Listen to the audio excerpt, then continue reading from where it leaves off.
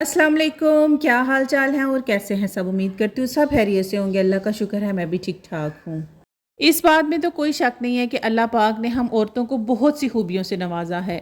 लेकिन जब एक औरत माँ बनती है और ख़ास तौर पर सिंगल मदर और एक लोअर मिडिल क्लास से बिलोंग रखने वाली जो औरत होती है ना, उसकी भरपूर कोशिश होती है कि वो अपने बच्चों की और अपनी भी छोटी छोटी ख्वाहिशों को भी पूरा करने की हिम्मत रखे और अपने आप को इतना स्ट्रॉन्ग करे कि मुआशरे के साथ चल सके।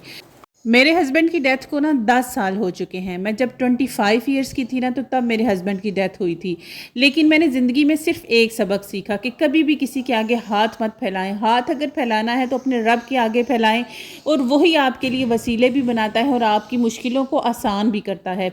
आज मौसम बहुत ही ज़्यादा अच्छा था, तो मैंने सोचा कि चलो बच्चों के साथ ना ग्रोसरी लेने चलती हूँ। वैसे भी ना गर्मी का ज़ोर बहुत कम हो गया है और बड़ी अच्छी और ठंडी ठंडी सी हवा चलती है। और यहाँ पर मेरे बेटे से जो है जी ट्रॉली नहीं निकल रही थी, किसी तरीके से मैंने ट्रॉली उनको निकाल के दी।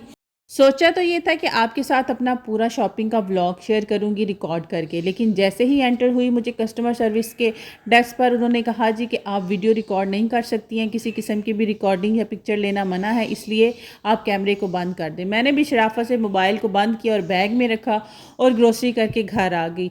इस तरह की ग्रोसरी ना मैं 2 माह बाद ही करती हूँ, और इस दफ़ा मेरा 10,000 बिल बना, तो मैंने सोचा कि इम्तियाज़ से ना उनका जो कार्ड होता है वो भी बना लूँ, ताकि मुझे नेक्स्ट आने वाली मेरी शॉपिंग्स में ना कोई फ़ायदा मिल जाए।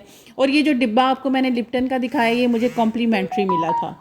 हम में से बहुत सी बहनें ऐसी होंगी जो अपनी ज़िंदगी में ना बहुत मुश्किल फेजेस से गुजरी होंगी, लेकिन आज अल्हम्दुलिल्लाह अल्लाह पाक ने ना उनकी बड़ी ज़िंदगी आसान की होगी। कुछ ऐसी बहनें होंगी जिनकी ज़िंदगी अभी भी मुश्किल में होंगी, लेकिन मैं आप सबको यही पैगाम देना चाहूँगी कि मेरी ज़िंदगी में भी ना ऐसा ही होता था। मैं हमेशा लोगों को देखती थी अपने घर के लिए चीज़ें खरीदते ग्रोसरी करते हुए, तो मैं हमेशा ये सोचती थी कि क्या काश कभी मैं भी अपने घर के लिए इस तरह से चीज़ें खरीद सकूँगी। क्या मेरे पास इतना पैसा होगा कि मैं अपने घर में इस तरह की चीज़ें या ऐसी बड़ी जगह से जाकर शॉपिंग कर सकूंगी। लेकिन अल्हम्दुलिल्लाह सिर्फ अल्लाह पाक का शुक्र और आपकी अपनी मेहनत और लगन होगी ना, तो आप हमेशा कामयाब होंगी। चाहे आपकी ससुराल की ज़िंदगी हो, माँ बाप के घर की हो, या आप एक सिंगल मदर हो, जिस तरह की भी लाइफ आप गुजार रही हों। 10,000 में 2 माह की ग्रोसरी खरीदना मुमकिन तो नहीं है, लेकिन अगर आपकी फैमिली छोटी है, मेरी तरह सिर्फ 3 अफराद हैं, तब ये मुमकिन हो सकता है। तब आपके घर में खाना कम बनेगा, आपके घर में चीज़ें जितनी भी होंगी वो कम क्वांटिटी में यूज़ होंगी, तो फिर ये आपके लिए मुमकिन है। मैं सिर्फ आपके साथ अपनी ग्रोसरी की जो शॉपिंग है वो शेयर कर रही हूँ, और अपना एक्सपीरियंस और अपना जो मेरे घर में यूज़ होने वाली चीज़ें हैं उनका बता रही हूँ। अच्छा, इन जगहों पर शॉपिंग करने के ना काफ़ी सारे फ़ायदे हो जाते हैं। मैं पहले कभी भी मैंने ना इम्तियाज़ से या इस तरह के किसी भी स्टोर से शॉपिंग नहीं की थी, लेकिन मैंने बहुत सारी जगहों से शॉपिंग करके प्राइसेस को कंपेयर किया। तो हमारे सिटी में तो वैसे भी इम्तियाज़ अभी अभी ही खुला है, वरना बाकी काफ़ी सारे सुपर स्टोर्स थे, लेकिन वो लोकल थे, इस तरह की कोई नहीं था जो ब्रांड होता है। कुछ काम ऐसे होते हैं कि जिनको हमने ना फ़ौरी फ़ौरी ही करना होता है। अब जैसे कि आज मैं ग्रोसरी करके लेके आई, काफ़ी सारा टाइम हमारा वहाँ पर स्पेंड हो गया, और यकीन मानो तो मैं थक भी काफ़ी हद तक गई थी। लेकिन फिर भी मैंने कहा कि जो काम मुझे करना है, अगर मैं इसको अभी कर लूँगी तो मेरी सुबह जो है वो पुरसकून होगी, और मेरे दिमाग में ना सारी रात एक चीज़ चलती नहीं रहेगी कि मैंने ग्रोसरी को ऑर्गेनाइज़ नहीं किया। और सिर्फ 10 मिनट लगेंगे, सारी ग्रोसरी जो है ऑर्गेनाइज हो जाएगी। जितने भी आप ये बॉक्सेस देख रही हैं, या जितनी ग्रोसरी मैं जितनी भी चीज़ों में ऑर्गेनाइज़ करूँगी, मैंने ना 100 रुपीज़ शॉप से ख़रीदी हैं। हमेशा जब भी आप ग्रोसरी की शॉपिंग करने जाती हैं ना, चाहे आप मार्केट से करें, किसी सुपर स्टोर से करें, या कहीं भी किसी चीज़ से करें, लेकिन आपने क्या करना है कि आपने चीज़ों की प्राइसेस और साइज़ दोनों को कंपेयर करना है, और उसके साथ साथ ये भी देखनी है कि क्या यही चीज़ आपको पाउच में मिल रही है।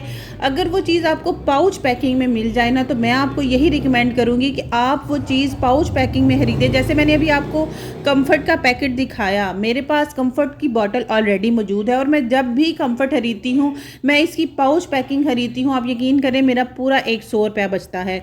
इन्हीं छोटी छोटी चीज़ों से ही हमने सेविंग करनी होती है, और अपने जो पैसे हैं ना उनको बचाना होता है। हमारी बड़ी मेहनत की कमाई होती है, और बड़ी मेहनत से ही हम कमाई करती हैं।